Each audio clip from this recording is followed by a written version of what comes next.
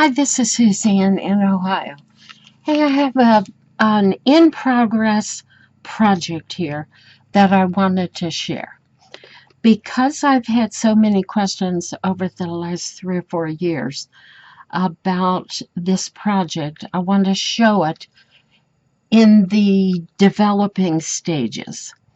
That way, if you have an interest in making your own, you'll better understand at least how I put mine together. But before I get into all the pieces and parts, I'll start from the beginning of how it started for me. I wanted to do a needle book that was a little bit less vintage. I wanted it to appeal to a younger sewer, the young women that are just starting out, and they don't care for too much of the vintage stuff. So what I did was I went to the thrift store, and lo and behold, I found these Mary Engelbreit prints. And I love Mary Engelbreit art, and I thought, oh, I'll use these, one on the front and one on the back, and it looks younger, and I'll maybe even put a needle and thread in her hands. Um, but as I was trimming this out, I noticed on the selvage edge of the other piece, it said, for personal consumption only. And I thought, man, I, I can't use her print and put it on Etsy. So what I did was improvise a little bit, and I went to my AI program. I use Chat GPT on my iPad, and I asked Chat to give me a black and white coloring book style drawing of a young woman sewing. And this is what it gave me. And boy, I was real happy with that. And it saves a lot in composition and, reinventing the wheel. But of course, then I wanted to make it my own.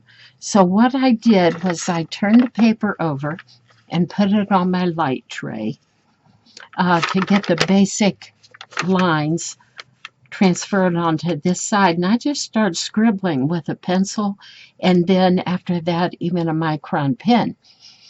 Well, I changed her hair, I gave her an earring, I changed the sleeve of her dress, I put some pants on her and some shoes, I put a window behind her with curtains and a bird and a branch, and this little stitch project here, I put that on the wall as if that's in her sewing room.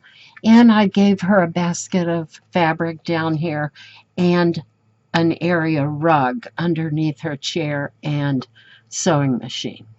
So I cleaned up the drawing. I can't find it right now to show you, but you get the right idea. And then I traced it onto my white muslin and using a micron pen, and then I colored it in with crayon. And I just really enjoyed how it turned out, and I thought, okay, that'll suffice, more than suffice. Now, when I do crayon on fabric, I usually call it tinted embroidery because I'm going to embroidery around it. But this is too much embroidery, and no one would ever be able to pay me for enough time and energy to buy this needle book if I begin to do that. It's going to be in the upper price range anyway because of some of the things I've made to go in it. So that's how I got my image for the front. Now, how I construct my needle books is basically the concept of create the outside and create the inside. So let me explain that. Now, this needle book is going to be almost a square with this fold-in flap for safety. So that's why I folded it that way. It's going to be a pretty good size book, and there's what this will be my outside panel. Now, I sewed onto a layer of felt In place of batting, I like felt better. And a medium weight Pellon. It's not an iron-on. I just want that for the stability to keep everything square. And so this long strip is my outside, all the way from what will be the front. This will be kind of like the spine. This will be the back, and this will be the fold-in flap. Over here it will fold in this way. Now, this is my beginning stages, so before I do anything else with this panel, I will probably add a pocket here and something with a closure on it, because if you're putting anything in your needle book on the outside, you don't want it falling out. So some type of pocket will go here, and I'm not sure exactly what. So I create the so-called outside of the book, then I create the inside of the book. And it's done much the same way. It's on felt as a batting, and a stiff piece of Pellon. And I've got 3 different pieces of fabric on here as of right now, and I'm just beginning to position some things to see how it's going to work. All right, so aside from the 2 basics, the outside and the inside, I have to decide what kind of pieces and parts I'm going to add to this needle book. So here are some things I came up with. I love to put a swinging pocket in the middle of my needle books, a swinging pocket. And so this will be the front, will be folded over. When you open it up, the swinging pocket will go somewhere right around here. And this is the piece that I made for a swinging pocket. So I want to show you that. It's not totally done yet. I always make my substrate and then decide what I'm going to add onto the outside of the pocket before I stitch it up and put it on hinges. So in this case, let's open this up flat. I made a pocket out of a 3-dimensional piece that's also, it's also a pincushion. So what I did to get this is I drew a needle and a spool of thread, a needle and some thread onto some white muslin. I colored it in with crayon. But in between the inside or the back side of this and the outside is about 3 layers of felt.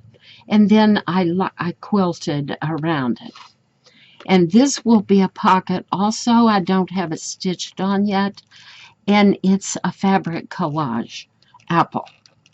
And it's got about 6 layers of felt in it.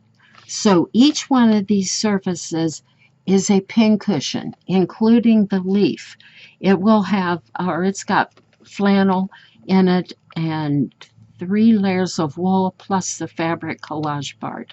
So we've got an apple spool of thread on the outside of the swinging pocket. And I've got my hand in here to remind you that is a swinging, or that is also a pocket on the swinging pocket. So I will put these edges together in whatever manner comes to me at the time. I'll stitch it here and here, probably with some cute little slow stitch. And then I will put it on a hinge and it will swing on the inside of the pocket or the inside of the needle book. So what am I going to do with this surface and this surface and then the flap? Well, I created some other pieces and parts, and I'm not sure exactly how I will use them yet. But here's something I created, and it's going to be another pocket. And what I did was cut out the shape of a teacup and saucer, and then I used another piece of fabric and stuffed it with fiber fill, and when I get this all stitched down, this also will be a pin cushion. What did I do with my other pin? Okay, so it's a puffy little pin cushion, and I will probably mount it right here, and then it will also be a pocket. So in this book so far, you would have 1, 2, 3, 4 pockets, plus a 1 on the outside would be 5, and depending on what I put on the rest of the surface, could end up being more. So I also like to make some removable pin cushions. Can put them on with little pieces of Velcro or whatever. So I started making these little portable pin cushions. They're 4 layers of felt, and then I'm embroidering on the surface. So just to give it some kind of design. Now here's how these go together. The first thing I do is cut my felt and a piece of fairly stiff Pellon, and I baste it together, because you can't work on batting or felt without it going out of skew. So I baste it. And then I will create whatever little embroidery that I want on this. And then I will put it in a self-binding. I'll do a self-binding on it, which is sort of goes like this. I'll probably use some fabric glue or glue stick and put that exactly where I want it. And then I'm folding in the edges, and then I'll bring them up over the edge of the felt and stitch it around. And by the time I do all 4 sides, after I've embroidered that, I will end up with something like this. And then when it's all done, I will take the basting out. So that's where I am with that. And then another idea came along. I have piles of these fabric collage slow stitch little pieces, and I had used them profusely in years past for projects, and I still have quite a few. And I gave my friend Susan one of them, and she did the most unique thing. I don't think I would have thought of it. She used the fabric collage and stitched it up and put a zipper in it. And that's going to be her zipper pouch for her pinking shears and large scissors to go along with her needlebook. So I dug through my bag and found this old but still nice because it's never been used little fabric collage, and I've made a zipper pouch out of it. And I like to use metal zippers because I think they're more trustworthy than the plastic ones. I think they can withstand so much more open and closing. So that will go along with this needlebook.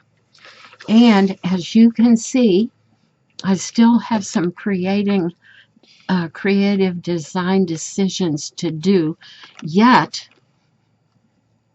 And that will fold over like that, especially with this surface here. Now, I love to make and use these little pieces of felt or felted wool in what's called the leaf. These are little things that I've sewn together that stand up like little pages, or I call them leaves, because it's so easy when you're sewing and quick and you want to stick a needle or a pin in there. They're especially good for needles because after you go through 3 or 4 pages of that little leaf, your needle doesn't tend to fall out as easy. So I don't know if I'll position some of these on here and make them removable with little pieces of, what do I want to say, Velcro, or if I will just put them in one of the pockets for the person to use as they see fit. Because I also need to put what am I trying to think of? I also need to put some more of this kind of thing and maybe another sewn in pocket with a snap flap on it. There's so many ideas. Just a lot more pieces of, I know this needs a lot more pieces of a tight felt or a tight wool for all the different needles. Um, little These little things are good for your little stray pins when you're sewing, but you need something that you can weave your needle in and out of. Now, these needle books that I make, I call them for serious sewers. These are not for just somebody that takes something out and does a little bit of mending or a little stitch piece every now and then. This could be wonderful for a young woman that does cross stitch because they have 5 or 6 needles, maybe as many as 7 or 8 or 9 or 10 colors of working threads all at the same time. So how wonderful to have a place you can put them and not lose track of them. Well, there's my project. If you've never watched any of my other videos on needlebooks, I would encourage you to go watch those. I have one with 8,000 views and one with like 11,000 views. Because in the world of needlebooks, they are different, but they're totally functional. And you'll see if you watch one of my old videos how I got started in it for myself, because I never have enough room for all my needles and pins if I'm working on a project. So those teeny little needle books with 3 or 4 pages of felt are never going to work for me. So I was creating something more functional for me, and then my ideas evolved through the last 3 or 4 years. So this is a new phase in ideas. I've never done anything quite this dimensional. I especially love this little teacup and saucer, and I'll probably put a little piece of yellow felt down here so that something could be stuck in that. But it's just a fresh design and a fresh idea, and I hope the younger women really like it. But I've given you enough information here and with my other videos. If you want to attempt a needlebook for yourself, I think that would be great. And you could go to my Etsy site and look up some of my needlebooks that I've sewn, because Etsy allows you to look at items that have already been sold. And that way you could get more and more ideas. Well, I hope you enjoyed this. It's a fairly short video, and I'll be back shortly, maybe a week or so, with another video and show you this needlebook totally complete. All right, thanks for watching from Northeast Ohio. This is Suzanne saying goodbye. See you again in the next video. Bye for now.